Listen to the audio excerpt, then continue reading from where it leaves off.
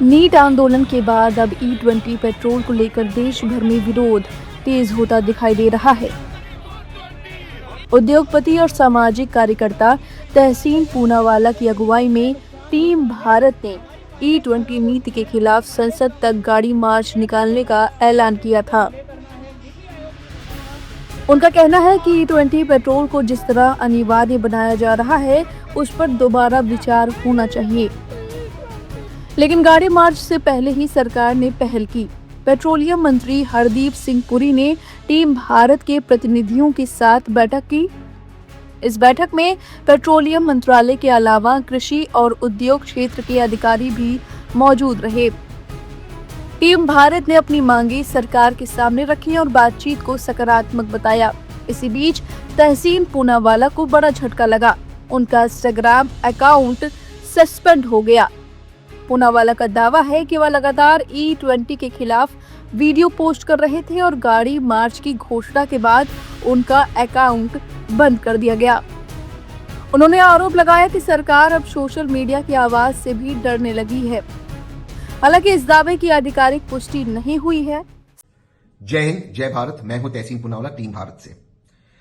Team Bharat लगातार mandatory ethanol 20 blending policy को लेकर आपकी आवाज बनकर जो मुद्दे हैं उनको उठा रहा है और सरकार इससे डरी हुई है। इसीलिए कल मेरा इंस्टाग्राम अकाउंट को सस्पेंड किया गया। कोई वजह नहीं दी। रात को फिर जब मेरा अकाउंट चालू हुआ तो कोई वजह नहीं बताई क्यों सस्पेंड किया गया। कोई उल्लंघन नहीं था।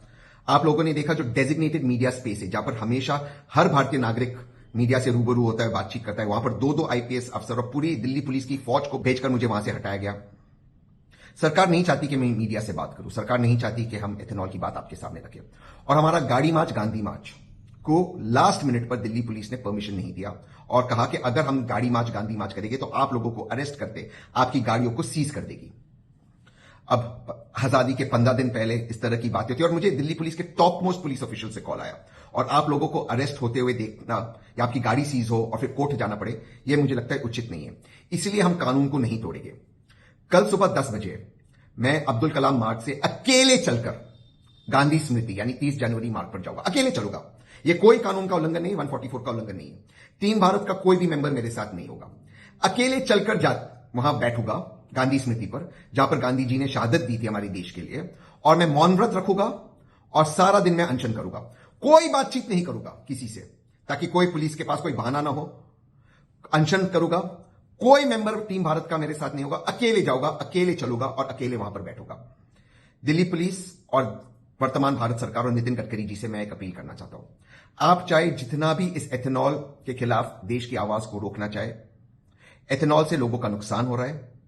यह एक गलत पॉलिसी है।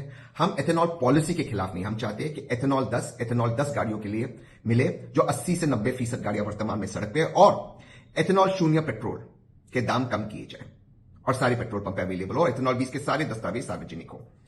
तो कल मैं मौन व्रत रखूंगा। गांधी स्मृति पे 30 जनवरी मार्च पर अकेले बैठूंगा और अनशन भी करूंगा पूरे दिन के लिए। अगर दिल्ली पुलिस और वर्तमान सरकार मेरी आवाज दबाना चाहती है, मेरे इंस्टाग्राम को बंद करना चाहती है, तो कीजिए सर।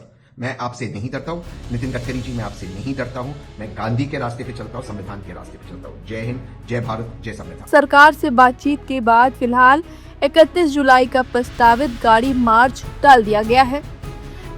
तहसीन पूनावाला ने कहा कि केंद्रीय मंत्री और दिल्ली पुलिस दोनों ने बातचीत पूरी होने तक मार्च स्थगित रखने का अनुरोध किया है। उन्होंने साफ कहा कि टीम भारत आंदोलन वापस नहीं ले रही है, बल्कि सरकार को एक तय समय सीमा दे रही है। अगर मांगे पूरी नहीं हुई तो आंदोलन फिर शुरू होगा। टीम भारत की पहली मांग है 2023 से पहले बनी गाड़ियों के लिए वैकल्पिक ईंधन उपलब्ध कराया जाए, क्योंकि उनका कहना है कि पुरानी गाड़ियां E20 के लिए डिजाइन नहीं की गई थी। दूसरी मांग है हर पेट्रोल पंप पर शुद्ध पेट्रोल भी उपलब्ध कराया जाए ताकि लोगों के पास विकल्प रहे। तीसरी मांग है अगर E20 पेट्रोल बेचा जा रहा है तो उसकी कीमत सामान्य पेट्रोल से कम 20% कम होनी चाहिए। अब बात उन 3 बड़े विरोध कार्यक्रमों की जिनकी घोषणा की गई थी। 31 जुलाई को प्रस्तावित गाड़ी मार्च फिलहाल सरकार से बातचीत के चलते टाल दिया गया है। अब 1 अगस्त को आम आदमी पार्टी के संयोजक अरविंद केजरीवाल संविधान क्लब में E20 के मुद्दे पर बड़ी बैठक करेंगे, जहां आगे की रणनीति तय हो सकती है।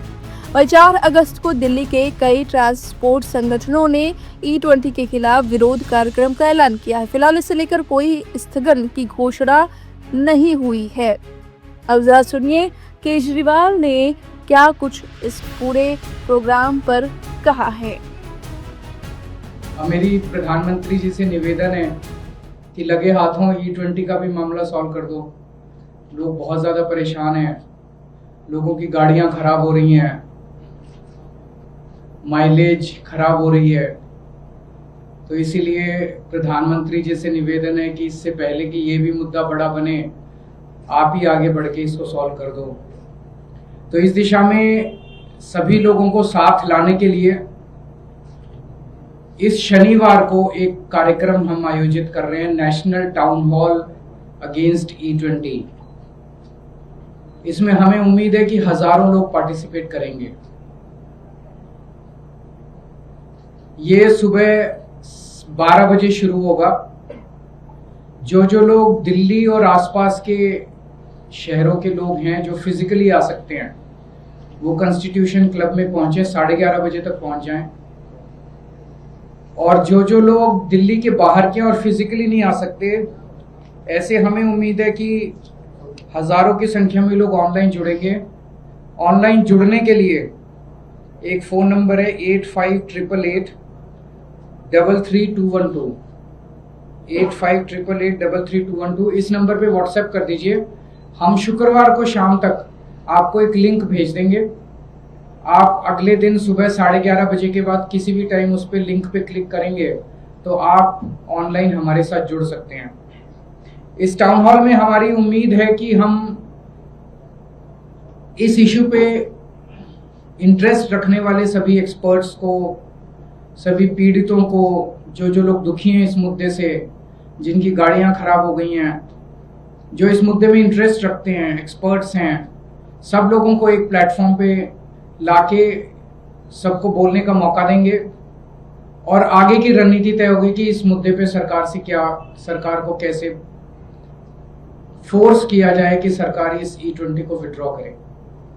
तो मेरी लोगों से विनती है कि ज़्यादा से ज़्यादा संख्या में इसमें पार्टिसिपेट करें। फिजिकली आना चाहें फिजिकली भी कर सकते हैं, और वर्चुअली आना चाहें वर्चुअली भी पार्टिसिपेट कर सकते हैं। यानी साफ है कि सरकार और आंदोलनकारी दोनों फिलहाल बातचीत के रास्ते पर हैं, लेकिन अगर तय समय सीमा के अंदर मांगे पूरी नहीं होती तो E20 पेट्रोल को लेकर देश में एक और बड़ा आंदोलन देखने को मिल सकता है। अब इस पूरी खबर पर आपकी जो भी राय है, कमेंट करके अपनी राय जरूर दें। बने रहिए लाइव हिंदुस्तान के साथ।